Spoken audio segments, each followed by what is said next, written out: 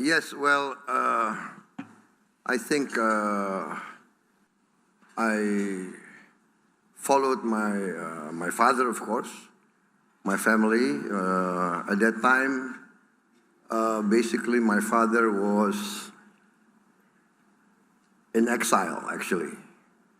So he was an opponent of President Sukarno, and so when President Sukarno was in power, my father, for political reasons, and then he left the country and we followed.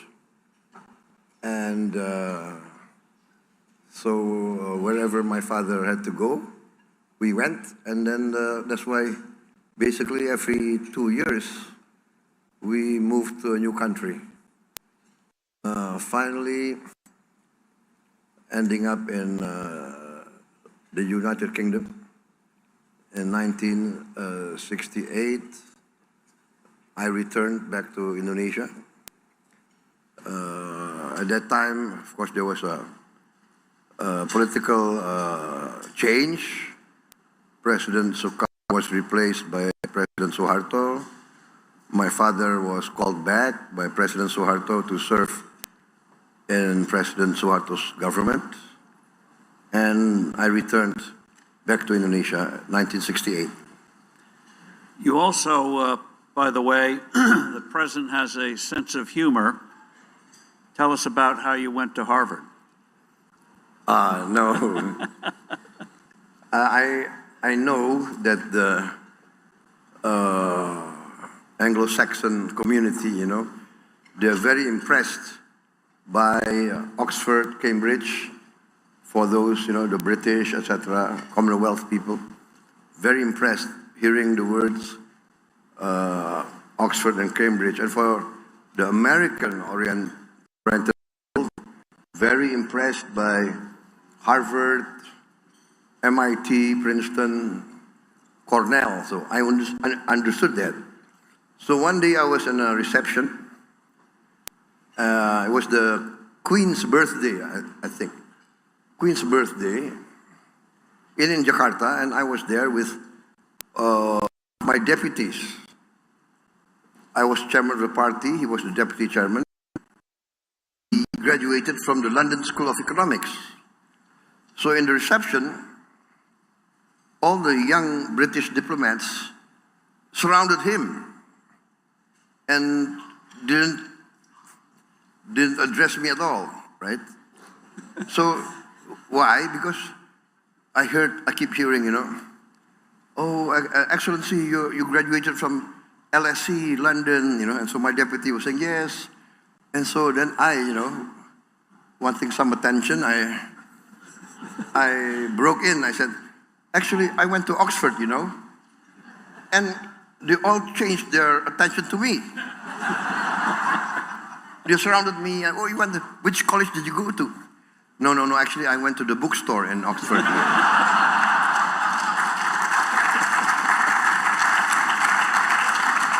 But no, this works every time. It works every time. Yeah. Just now, a few minutes ago, I think there was Ted Oisius, yeah? Ted was there with William, right?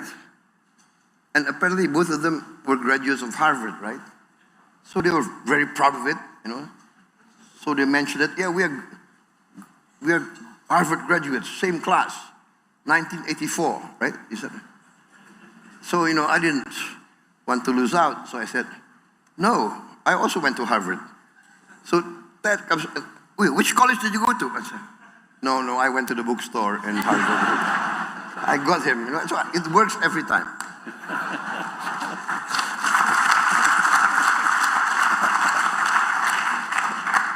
Well, you come from a very distinguished family. Your grandfather was a founder of a very notable bank, and your father was a brilliant economist who served Sukarno hard, but also was not afraid to try to make a change when he thought one was needed. So, your father helped shape your philosophy. So, given your family background, how did they shape your economic thinking? I think you are correct, because my grandfather lived in the times of in the colony of Holland, of Netherlands.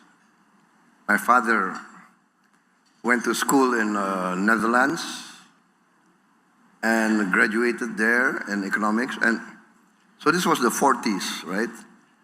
And then, of course, we were in the middle of this great, let us say, upheaval, fighting for our independence. So my father came back.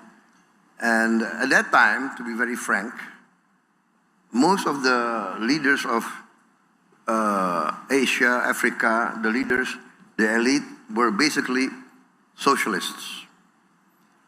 Because at that time, socialism, in fact, even Marxism, communism, they were the movement that really advocated for freedom against the colonialists and the imperialists. I think that's why a lot of Asian, African leaders, movements of the young were practically left-wing socialists. Many were communists, and my father was also a socialist in his young days. In fact, he was a leader of the Socialist Party of Indonesia. But then, I think what influenced him a lot was when he was by our leaders to New York, to the United Nations, to represent Indonesia, lobby for Indonesia. And he was there, and there he made friendship with a lot of American leaders who basically were business leaders, who were capitalists. But many American capitalists in those days and leaders were also anti-imperialist and anti-colonialism. They were against all this colonial and imperialist movement, and America at that time was in the forefront of actually basically forcing the European colonial powers to decolonize. So I think that's my father got, and he was helped a lot by many American business leaders. He always talked of this Matthew Fox, I think. Matthew B. Fox. It was at that time, I think, the founder of 20th Century Fox, I think, who became a good friend of my father and always helped the Indonesian independence movement. So it's very interesting. So when he came back from the US, in the early days of our independence, he became quite, I would say, even balanced. Of course, the thinking was always socialistic, but he understood that actually capitalism, free enterprise, really had something that's very important. And that was his thinking. In the end, of course, I was a young boy. I said, "So, Father, what is the best economic system according to you, Father?" And he said, "Actually, the best economic system for us, for Indonesia, must be a mixed economic system. It must be, we must take the best of capitalism and the best of socialism." And I think this is now, I think it's growing to be the mainstream thinking. For instance, this is the same thinking, I think, as the third way of Tony Blair, the middle way. So I don't think in the 21st century world we can opt for one set of thinking, one set of philosophy that works for everybody. It must be, I think we need to find each country the system that works for our country. That's my opinion. One of the things in terms of getting down to specifics that you've done in your first year is a program where you're spending billions of dollars to provide school lunches for children. And walk us through what you learned from the Rockefeller Institute and others and how important it is for a meal for children to learn, but also what is this already starting to do to the local agricultural community. Talk about the kitchens that are being set up, and already it's beginning to have an impact. I'll steal some of his thunder.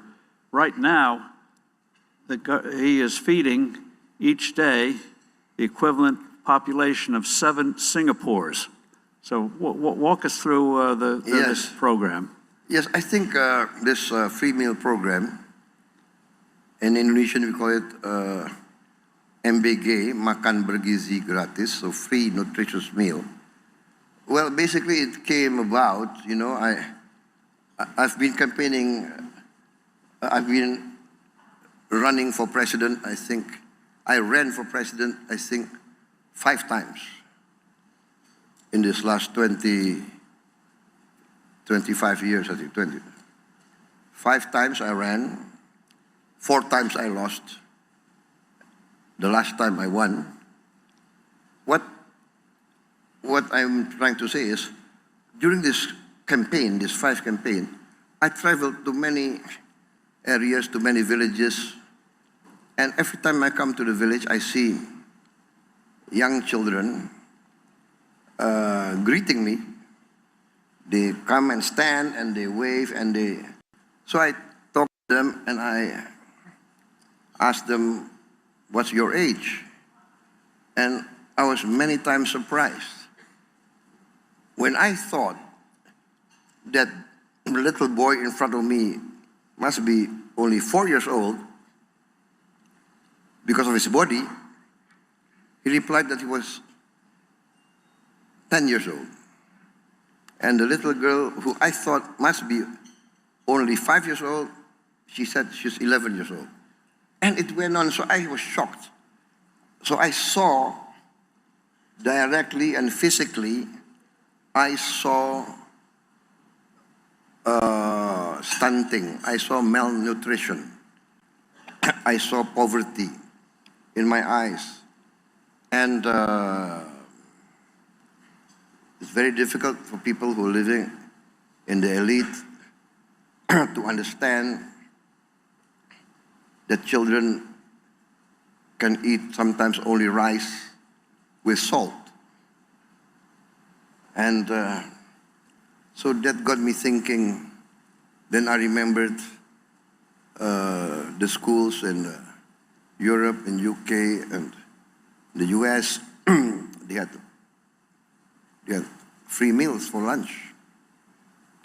So I said, and then I read about Brazil. I saw this, the importance of doing something. And then I realized that India, their per capita income is less than Indonesia. And yet their leaders had the courage to have free meal program for their children. So I said to my team, I said, if India can do it, why cannot Indonesia? And India, I think, has done it since 2010. And they have put it into their laws that free meal is mandatory for the children. Brazil does this. So when I started planning for this, it was in 2023, I think. And at that time, there were 77 countries that had a free meal program. So I said Indonesia must be the 78th or 79th. So we started planning, and I announced it as my campaign program, and we designed it. And now I'm proud to say, as of a few hours ago, we have now 11,400 kitchens. I think, yeah, 11,400. Yusa, berapa ya? Sorry, 11,900 kitchens. And we are feeding today 35.4 million mouths. So 35.4 million mouths. Yeah, and that's the equivalent of 7 Singapores. So we are feeding 7 Singapores every day. And I think, yes, we have glitches. I think we had food poisoning, but when we counted the number of meals we gave out, the number of food poisonings, I think the statistic is as low as 0.0007, which I think is not, I mean, even one poisoning is not acceptable. But I think in any human endeavor to have a zero defect or zero accident or zero mistake, I think is very rare in human endeavor, in my opinion. I don't make an excuse. We are determined to make it as near to zero as possible. We increased our oversight, SOPs. We are now buying new equipment, filters for the water, test kits for the food, modern equipment to heat the water, to heat the trays that are being, so we are putting it, trying to increase all the oversight. Now with these meals, walk us through what it's already doing to the farming community. Yes, what we find out, you see, because now we send the money straight to the kitchen. We don't go through all these, layers of bureaucracy. We straight, and we have trained, before the whole program, we have trained 32,000 managers. These are all graduates from university, 32,000. We trained them 3 months, and then they are deployed into the villages. And then we have a partnership with local foundations, local groups, and local entrepreneurs. So this is a government and government-private, let us say, partnership, because the foundations, the local groups, some entrepreneurs, they are the ones who build the kitchens and run the kitchens according to our specifications and our SOPs. So one kitchen is designed to provide food to between 3,000 to 3,500, 3,800 children and pregnant mothers. So what happens is, one kitchen will need 3,000 eggs every 2 days or every 3 days. We'll need 3,000 cucumbers, 3,000 carrots, 3,000 tomatoes, 3,000 pieces of chicken, and etc. So what happens is, the local farmers find out, oh, we have a guaranteed offtake for our products. And so they're growing new stuff. We hear a lot of stories, a lot of testimonies. They are building fish ponds, and those in the coastal areas, they increase their fish production. So it's very exciting. What I got a report, and this is from the Rockefeller Institute. I got a visit from a delegation of the Rockefeller Institute, led by Mr. Roy, I think it's Roy Cohen, I think, right?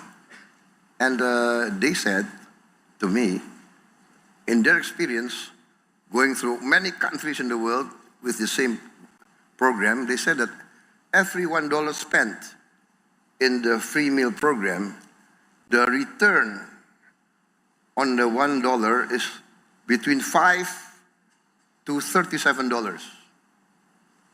So this is massive. You know, it really encourages me because my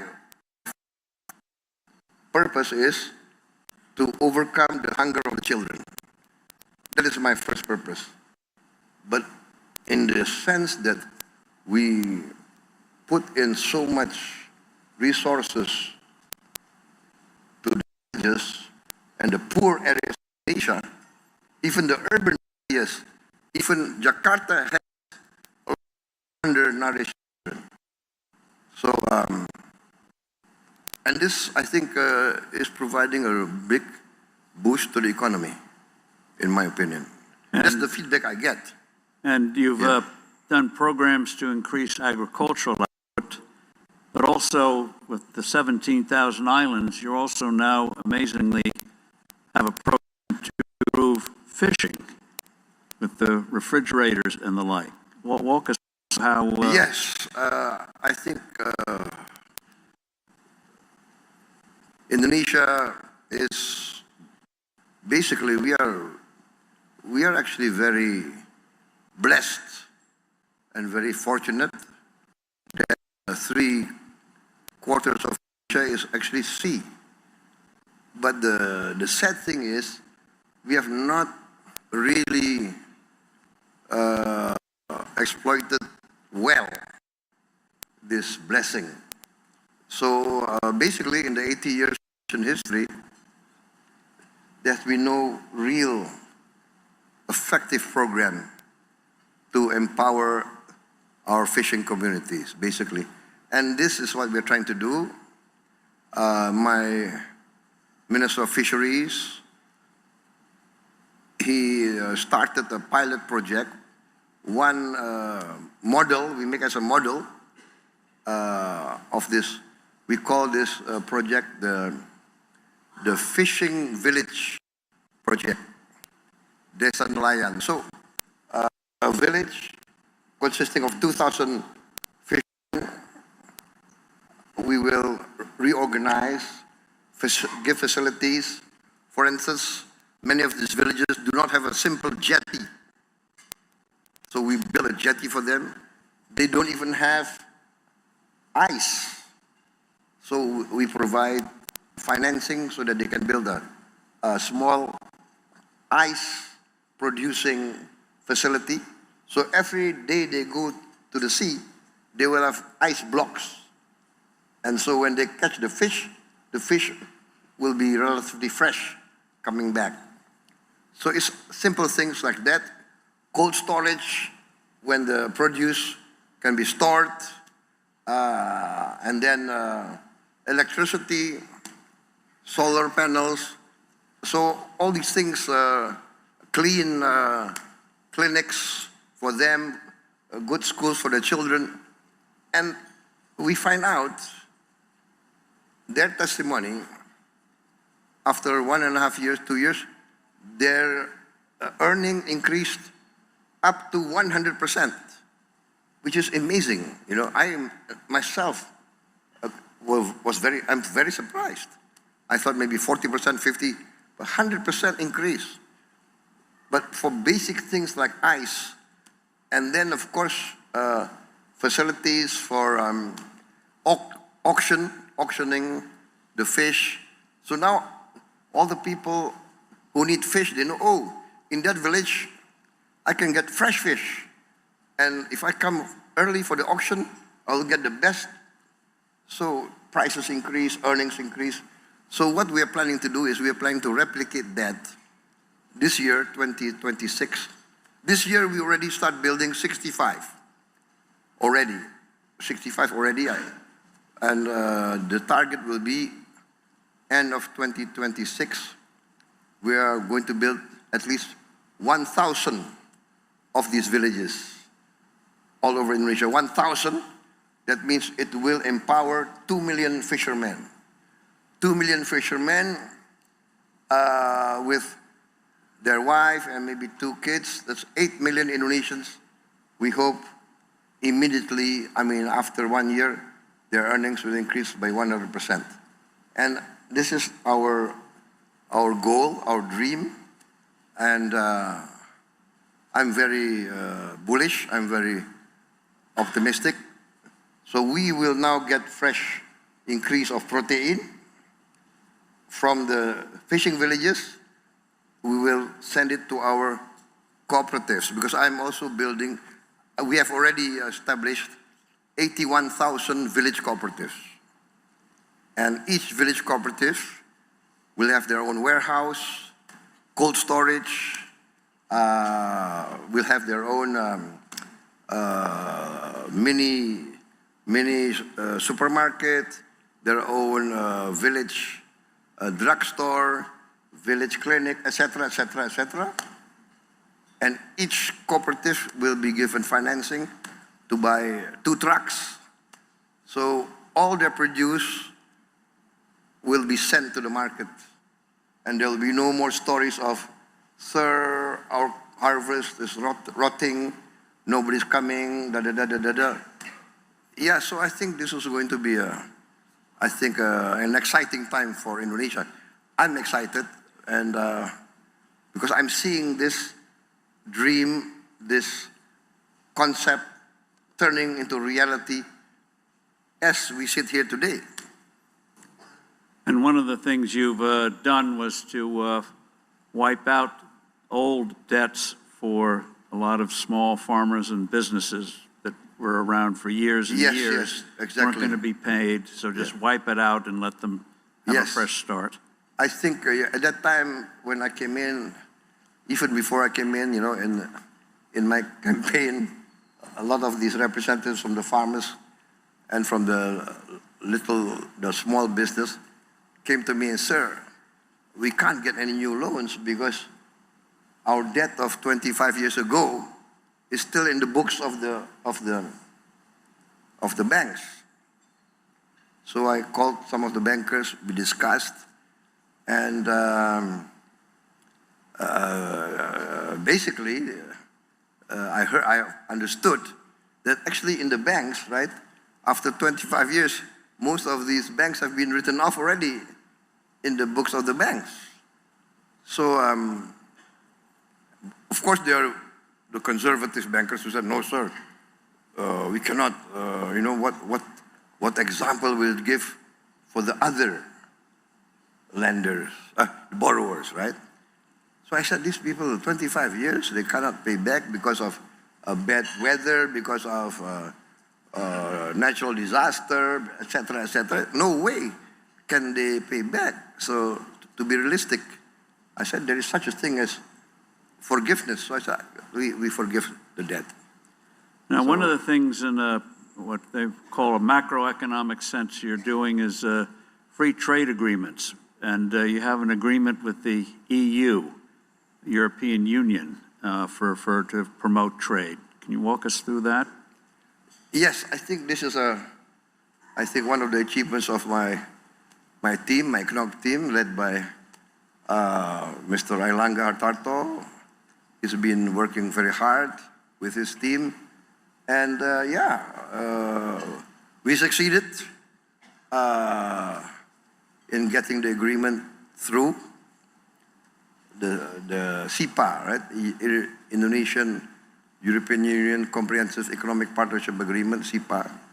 And I think this is a breakthrough because it came right when the American government started their tariff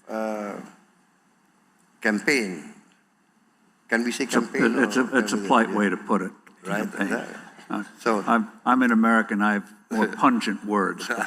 So you have to be diplomatic. So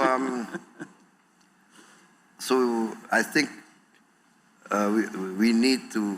For us, it was a wake-up call, right? If I were an American, I understand the point of view of the Trump administration. I think, America cannot be, right, the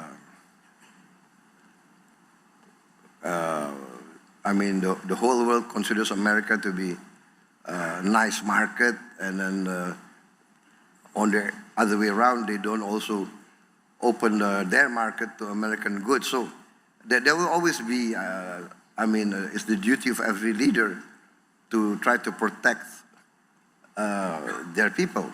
But if you go in a tariff war, where will it stop, right? But for us, it's a wake-up call. So I said, now I tell my guys, my team, and I will talk to the business people. We must be more efficient. We must be more daring. We must be more, not always rely on an easy market. Oh, United States. I think this is opening up, but yes, and then that's why now we have a CEPA with the EU. I witnessed the signing of CEPA with Canada, and I think we are more and more trying to get these type of agreements with most markets, also with Latin America, with I think RCEP and CPTPP, etc. So we also are joining OECD. We requested to join. We've joined BRICS. So we believe that we should, be in all the markets that we can. But basically, more important is actually the Indonesian market. We are nearly 300 million people. So we must actually boost our capacity, our buying power. That's why I want to really empower the poor of Indonesia. That will create domestic consumption. When you campaigned, you gave your desire to increase the growth rate from 5% a year to 8% a year. What other steps are you taking? What industries do you see coming in the future to Indonesia? And what would you say to Americans and others about why they should invest in Indonesia today so you can get that 8% growth rate? I think 8% is very achievable. It's very achievable. As I mentioned to you, for instance, even with this free meal program, we are creating directly 1.5 million jobs. Directly. And there's 30,000 kitchens times 50 people working in the kitchen. 2 or 3 shifts, so 50 people times 30,000, that's 1.5 million. So the economic experts tell me that 1% growth will create 400,000 jobs. Well, we created already 1.5 million jobs. That's 3%. And that's not even with the 81,000 cooperatives. There, we calculate we'll also create at least another 15 jobs. But the beauty of the whole thing is that each kitchen has created 15 local entrepreneurs. One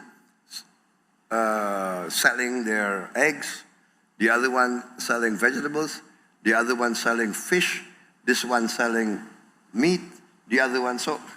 And each of these 15 vendors or suppliers will have at least 5, 10, or 15 workers. So foreign investors will be witnessing a growing economy which attracts capital. I think so. Growing economy, and if these people have money, what do? They will buy shoes, clothes, they want to improve their housing. They want each to buy maybe motorcycle, a television. So I think this is the way. I mean, of course, the big guys will want to go to the big things, right? For instance, we have a lot of minerals, a lot of critical minerals. We are number one, I think, in nickel, maybe number 4 or 5 in bauxite. We are in critical minerals. We are in, I mean, so I think there's a lot of space for new investment. We need more exploration for oil and gas. We need more drilling. We find out that we have, I think, 30, 40,000 old wells that with new technology, we can increase our yield. So I think there's a lot of room for investment, and I think Indonesia must be something that will attract a lot of interest to come in, because I think not many economies, I think, in the present world enjoy. Even now we are growing at 5% a year. I mean, many other countries are not even growing at all. 1%, 2%, even. I just came from Sharm el-Sheikh. I meet all the leaders, and we were exchanging notes, and many countries are struggling with energy and all that. And I think we are blessed with so many resources, but of course, I'm not satisfied. We have to manage better our resources.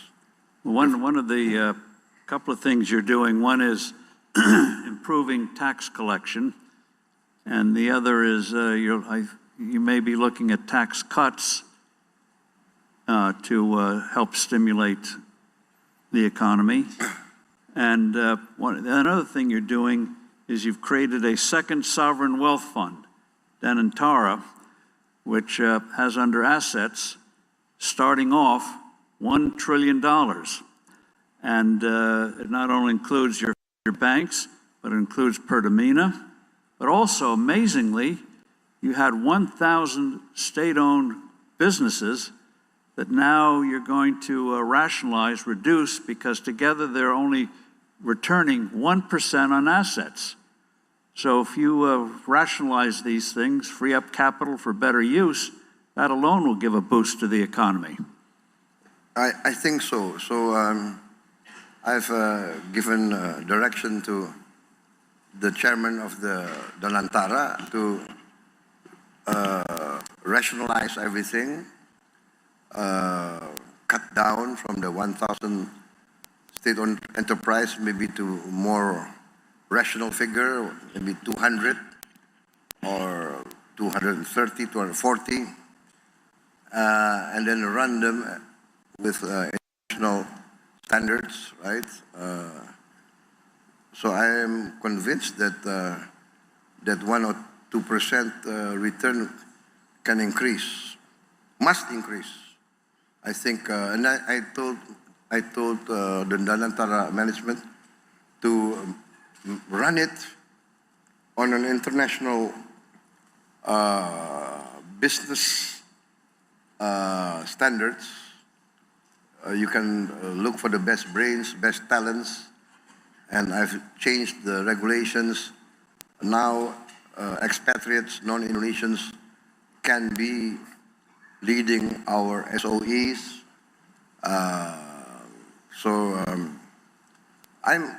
I'm very excited, but because sometimes I don't know. There is some sort of disconnect sometimes between the economic players and the political players, the political leaders. Many political leaders, I think, do not want to do their homework. Many political leaders maybe are afraid of figures or afraid of business. So I think it now behooves all the younger leaders of Indonesia who want to be political leaders, you must understand business and economics. I think I heard somewhere, was it under Clinton's campaign somewhere, that he put in his campaign room, what? It's the economy, stupid. It's the economy, stupid. I don't know how to translate it into Indonesian, yeah? But it's the economy, stupid. If you don't understand the economy, you can be fooled by the economists, right? So you must never be intimidated by the so-called experts. I'm talking to my younger guys, right? So One of the things you've been very open about is battling corruption. When you were defense minister, you made it a point that any relative, if the name was came in for a contract, they would not get the contract. Relate the story first of a company that came in that made you an offer. They thought you couldn't refuse, but you did. And then walk us through quickly the things you are doing now to combat corruption, not just prosecutions, but making sure you have the personnel properly salaried so there's no excuse for payoffs. But first, relate the story about what happened to a particular defense company or a potential provider to get a contract. It was rather brazen. Yeah. I mean, corruption is very difficult. Corruption, in my opinion, is a disease. Once it reaches stadium 4, like cancer, it's very difficult. But corruption, in my reading of history, corruption will destroy countries, nations, and regimes. So, yeah, I am determined to try to cut down corruption, and then sometimes the only thing is you must give the example, right? So yes, when I became Minister of Defense, the first night I became Minister of Defense, I remember I called in all my relatives, my nephews. I don't know if my brother was in the room, but I said, listen, I'm the Minister of Defense. Yeah, you guys cannot go into a Minister of Defense for any defense contract, right? Understand that. So that's what I try to do. But of course, after 2-3 months, you know, business people are very creative, right? Especially Indonesian business people. So they will find ways and means, and then one day I found one of my nephew coming to me, right, with a project, I said, oh, come on. You've never been in defense, you don't understand defense, okay? So no, you look for other business. So one time, we had a defense project conference in the Ministry of Defense.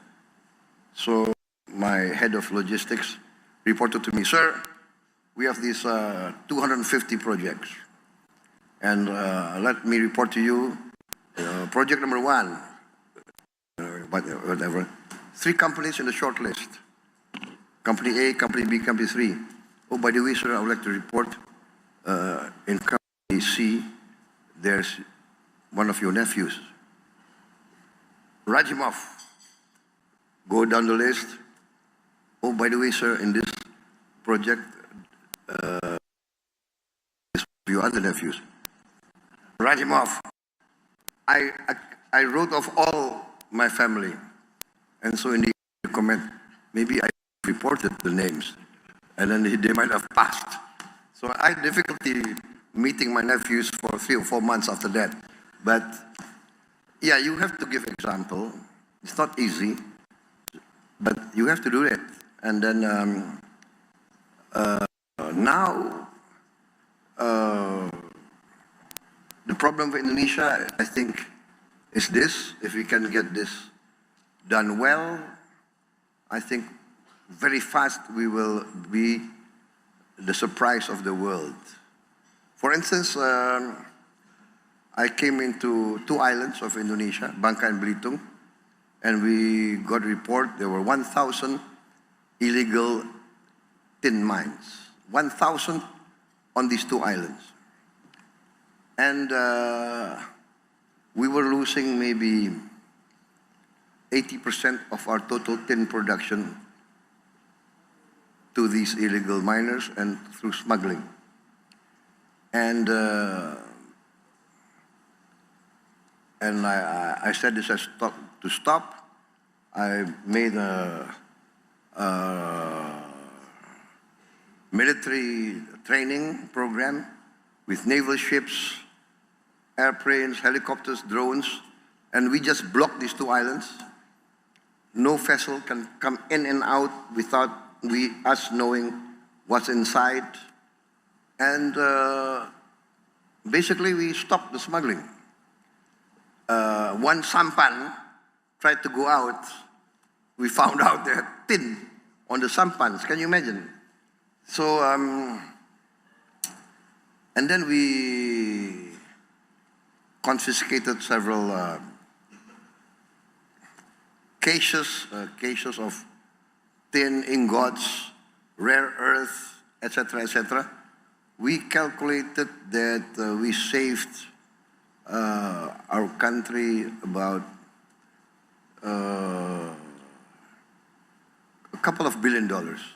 So next year, the increase of tin production, we hope, will come back to its original position, and we should be earning maybe at least 3 or 4 times what we were earning last year.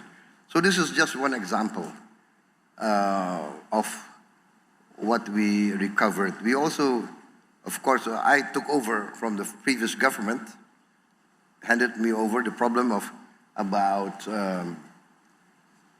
I was reported come to us, sir, out of the millions of hectares of palm oil, about 5,000 are in violation of the law. What? Yes. Oh, no, so not 5,000, 5 million. 5 million hectares are in violation of the law. So I said, I am sworn in to uphold the law.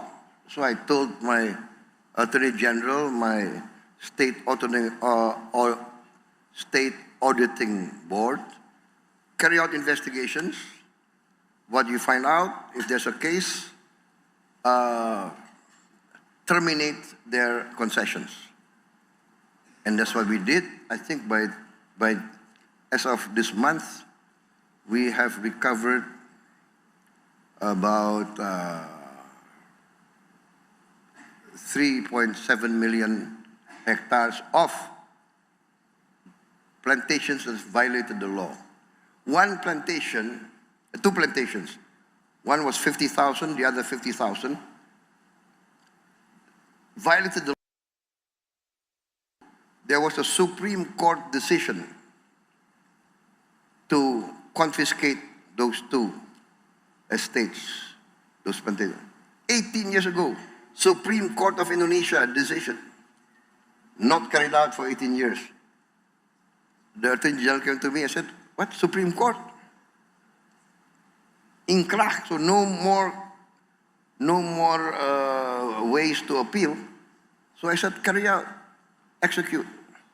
Sir, this and that, what? You guys afraid?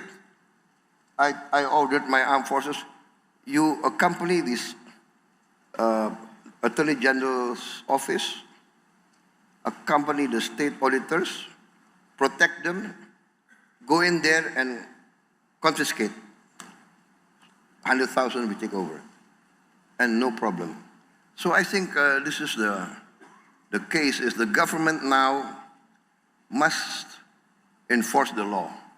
And I'm determined to enforce the law, and I'm determined that the Indonesian government must be respected by everybody. The law is the law, regulations are regulations. those who violate the law will have to deal with the law. So that's as simple as that. But what I mean is, we are recovering a lot of assets, Well, by this, efficiency. this taking, whether it's on the village level, enforcing the law, Yes. fighting corruption, dealing with the tax code. There have been a lot of protests, as you know, in your country and in other countries. People worried about the rise of the cost of living, inequality, but you seem to have embarked on a path where you're going to have a vibrant economy, but you're going to make sure, as the phrase goes, not only is no one going to be left behind, but they're going to be very much part of a moving forward, whether it's in a village or in Jakarta. And before we let you go, though, one other thing, since we have you here, we won't let you answer the question. You were recently in Egypt, invited by President Trump to witness the historic agreement. Can you share with us, before you go, observations about what you saw and what you think may be unfolding, which also underscores Indonesia's traditional foreign policy of trying to stay out of the elephants who get in fights with each other, the great powers, that you focus on growth rather than international disputes. But give us some quick observations about what you saw in Egypt. By the way, the president went to Egypt midnight on Sunday night, and what was it? A few hours later, you came back. Amazing. Give us some observations about what you saw. Yes, it was very interesting. I think there was a sense that we are at a historic opportunity. A lot must be done. There's still a long way. Anything can happen. But we all feel that this time there's hope. So in New York, during the United Nations General Assembly, President Trump called about 8 of us, 8, let us say, leading Muslim countries. Indonesia considered Muslim majority, so we were invited. And he gave us his plan. We looked at the plan, we discussed it. It gave us hope. And then some of the other Arab leaders said, sir, we can live with the plan, we like it, it gives us hope. But what about Israel, right? And so he said, well, basically what he says is, I will convince the Israelis. And apparently he managed to do that. We have now a ceasefire. Aid is coming in. Hostages have been released. Some still, I think some dead bodies have to be recovered. So, yes, there is, I would say, still hope that we can get this through. And Indonesia is still willing to be part of that. If they need peacekeeping troops, we said we are willing to provide peacekeeping troops. And so I'm optimistic. I hope that this can go through. Well, in your speech in the UN, you gave a very courageous speech about if Israel would recognize Palestine, countries should recognize Israel, even if they're Muslim. And criticized you for that, but that exemplifies, though, the kind of firm leadership, forward leadership that the world needs. And so we've run out of time, unfortunately, but I think people that it's issues like ice for fishermen or trying to bring peace to a troubled region, Indonesia has a very strong leader, thank goodness. Thank you very much, Mr. President. Thank you for all of Thank you, President PRABOWO and Steve. I'd like to ask both of you to just kindly stay seated for a minute, just while I give brief closing remarks. Ladies and gentlemen, what a great way to end this year's Forbes Global CEO Conference. We'd like to thank all our speakers, guests, and sponsors for their support and for making this annual gathering possible. You've been such a wonderful audience. We look forward to see you at the next conference. Now take his leave. Thank you.